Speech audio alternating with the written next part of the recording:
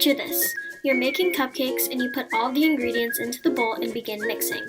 You pour the batter into the cupcake tins and bake them. As soon as they're out, you go to grab one, and boom, you've burnt your hand. This is when your neurons and your nervous system start to kick in. Hi, my name is Kristen and I'm here to talk to you about neurons. First off, let me explain the nervous system a little bit more. Your nervous system is made of two main parts, central and peripheral. Your central nervous system contains your brain and your spinal cord.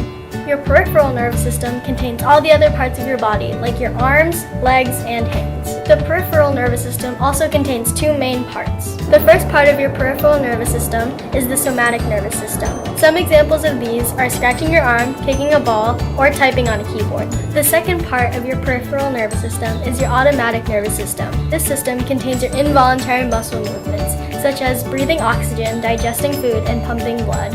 You may be asking yourself, how do neurons in your hand communicate with neurons in your brain? Well, if we take a closer look at your hands, we can see that the sensory neurons in your hand detected that the pan was hot when you touched it. This is called a stimulus. Once you touched the pan, your sensory neurons sent a message to your spinal cord and brain, also called the central nervous system.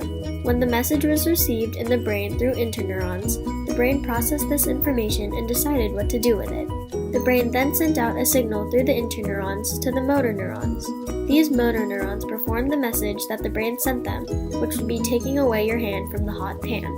So just to recap, you have three main neurons in your body: your sensory neurons, interneurons, and motor neurons.